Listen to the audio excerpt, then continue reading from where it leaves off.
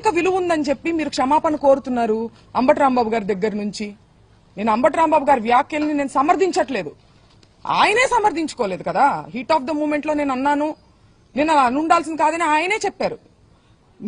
మీకే నైతిక విలువ ఉందని చెప్పి మీరు మీ హస్బెండ్ లేడీస్ మేము ఇక్కడ ఉంటే మీరు తాగి ఉన్నటువంటి మగవారిని మా మీదకి రెచ్చగొట్టి పంపిస్తూ ఇంట్లోకి వెళ్ళమని వాళ్ళు అద్దాలు మీరు చూడొచ్చు, కారు ఎలా పగలగొట్టారు, అద్దాలు పైన అద్దాలు పక్కన తలుపులు అన్ని పగలగొట్టుకుని లోపలికి రావాలని చూసారు. లోపల కేవలం ఆడవారు మాత్రమే ఉన్నాం.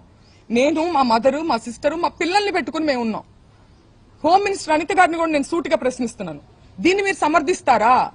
మీరు ఆడవారి మర్యాద దెబ్బతిందనే ప్రాసెస్ లో మీరు దాడి చేస్తూ మీరు అటాక్ చేసింది ఆడవాళ్ల మీదనే. ఇది ఏ రకంగా సమంజసం? ఇది ఏ రకంగా న్యాయం? నేను ఇదే సందర్భంలో పవన్ కళ్యాణ్ గారిని కూడా అడగాలనుకుంటున్నాను.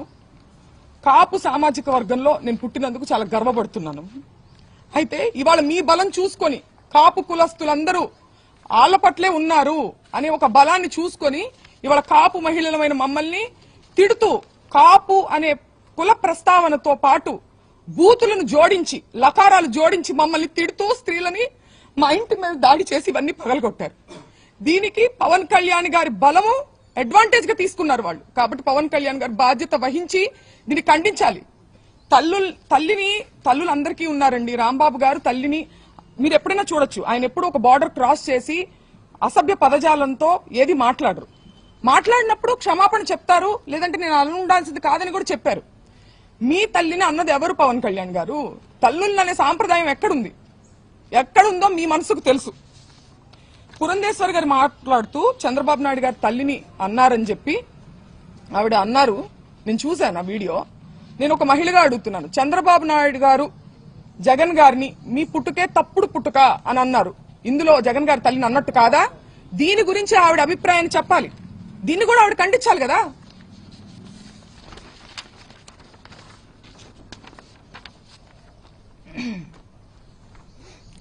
ఒక్కటే చెప్పదలుచుకున్నానండి, మేము వైసీపీ పార్టీ అని చెప్పి ముద్రేసి ఇవాళ పార్టీ అధికారంలో లేదని చెప్పి మేము బలహీనులం అని చెప్పి మా మీద అటాక్ చేస్తూ ఇవన్నీ చేస్తున్నారు. కానీ మీరందరూ గుర్తుపెట్టుకోవాల్సింది ఒకటి ఉంది, అన్నిటికీ మించి ఇది తిరుపతి లడ్డు విషయం దగ్గర మొదలైంది. మేము అన్నిటికీ మించి మా నాన్నగారు దేవుడు పార్టీ నిజాన్ని మాట్లాడారు. దాన్ని డైవర్ట్ చేసేదానికి ఆయన క్షమాపణ చెప్పినప్పటికీ కూడా ఇటువంటి దాడులు చేసి భయపెట్టి ఆయన దేనికి భయపడరు కాబట్టి ఇంట్లో స్త్రీల మీదకి వెళ్తే ఆయన భయపడతారనే ఒక చీప్ టాక్టిక్ ని ప్రదర్శించి ఇవాళ మా ఇంటి మీదకి వచ్చారు.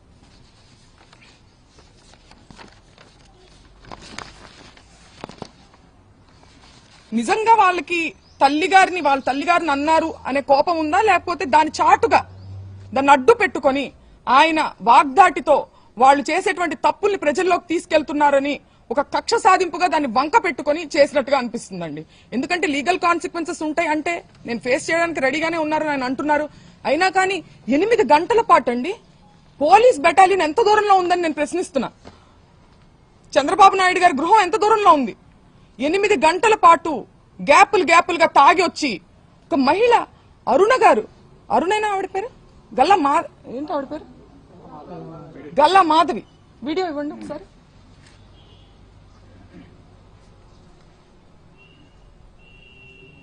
ఈ రోజు మేము ఖచ్చితంగా దాడికి దిగబడ్డాము మేమందరం కూడా.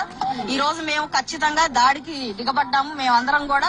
ఈ రోజు మేము ఖచ్చితంగా దాడికి దిగబడిందంట ఆవిడ. ఈ రోజు మేము ఖచ్చితంగా దాడికి దిగబడ్డారంట ఆవిడే చెప్తున్నారు. ఎవరి మీద దాడికి దిగబడ్డారు? మహిళల మీద దాడికి దిగబడ్డారా? మహిళలతో ఇది సమంజసమా? మహిళల కోసం పోరాడుతూ ఆవిడకి నేను ఒక్కటే చెప్తున్నా, మీకు కుటుంబం ఉంది, మీకు పిల్లలున్నారు, మిమ్మల్ని పావుగా ఉపయోగించుకుంటున్నారు. మిమ్మల్ని ఏ ఎమ్మెల్యేలు అయితే మిమ్మల్ని మా ఇంటికి పంపించారో వాళ్లే రావచ్చు కదా. వాళ్ళు రాకుండా మిమ్మల్ని పంపించారంటే మిమ్మల్ని బలి పశువుని చేస్తున్నారు. 40 ఏళ్ల రాజకీయ అనుభవం ఉంది మా నాన్నగారికి. నా చిన్నప్పటి నేను పుట్టిన సంవత్సరానికి ఆయన ఎమ్మెల్యే అయ్యారు. నా చిన్నప్పటి నుంచి నేను రాజకీయాలు చూస్తున్నా. ఎన్నో గొడవలు చూసాం, పోలీసులు చూసాం. కానీ ఇంత నీచమైన రాజకీయాన్ని ఎప్పుడు చూడలేదు. నేను గల్లా మాధవ్ గారికి చెప్తున్నా, మీ కుటుంబం లేదా? మీ భర్తతో సహా వచ్చి స్త్రీల మీద దాడి చేశారే, మీ కుటుంబం లేదా, మీకు పిల్లలు లేరా? మిమ్మల్ని ఎందుకు పంపించారు? మిమ్మల్ని బలిపశువుని చేస్తున్నారు. వాళ్లే రావచ్చు కదా, మిమ్మల్ని పంపించిన వాళ్లే జనాన్ని వేసుకుని రావచ్చు కదా. ఆలోచించుకోవాలి. మీ మనస్సాక్షికి వదిలేస్తున్నాం దీన్ని.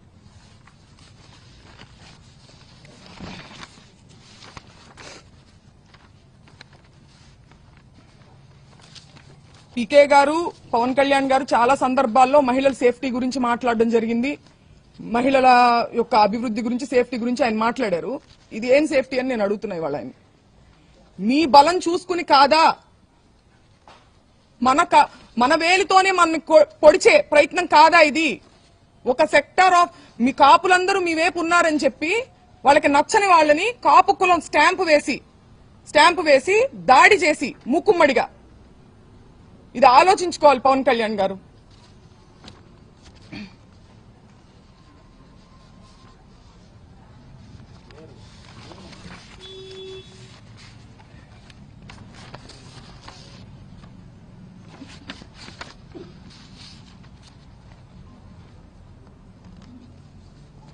కుటుంబాన్ని టార్గెట్ చేయడం, కుటుంబంలో మహిళల్ని టార్గెట్ చేస్తే అంబటి రాంబాబు గారు భయపడతారు అనుకోవడం.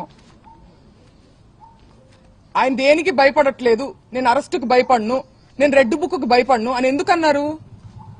ఆ నిజాయితీ ఆయన దగ్గర ఉంది కాబట్టి, ఆయన కరెక్ట్ గా ఉన్నారు అనే నిజాయితీ, ఒక మోరల్ స్ట్రెంగ్త్ ఆయనకు ఉంది కాబట్టి ఆయన కాన్ఫిడెన్స్ చూపించారు. అంతేగాని ఈ రకంగా ఆయన మహిళల మీదకి వస్తే అయితే మేము మహిళల మీద దాడి చేస్తాం, మీ ఇంట్లో మహిళల మీద, అప్పుడు కూడా నువ్వు భయపడవా అని అనడం, ఇది రౌడీజం అవుతుందా, రాజకీయం అవుతుందా? స్టేట్ లో లా అండ్ ఆర్డర్ ఉన్నట్ట? అల్లరి మూకల్ని ఎంకరేజ్ చేసి, పోలీస్ వ్యవస్థను పూర్తిగా నిర్వీర్యం చేసి, దగ్గరుండి వాళ్ళని ఎంకరేజ్ చేస్తూ, స్త్రీల మీదకి ఉసిగొల్పుతూ, బయటుండి ఒక మహిళా ఆధ్వర్యంలో, ఒక మహిళా హోమ్ మినిస్టర్ ఉన్నటువంటి స్టేట్ లో ఇది జరుగుతుంది.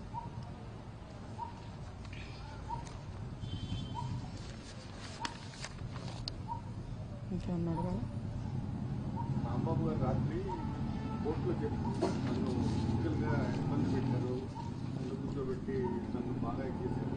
అవును, ఏమన్నారు? ఏం చేశారు?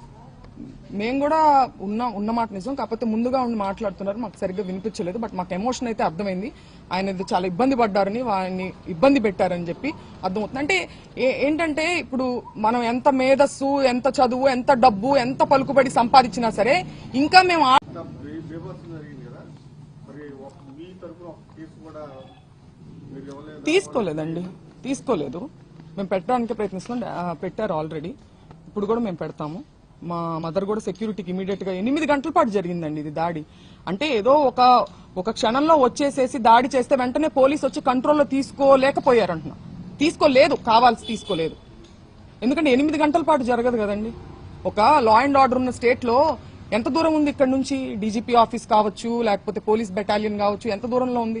వాళ్ళు కంట్రోల్ చేసుకోవాలంటే కంట్రోల్ చేయొచ్చు కదా. ఆ రోజు దాదాపు పోలీసులు కూడా ఇక్కడే ఉన్నారు.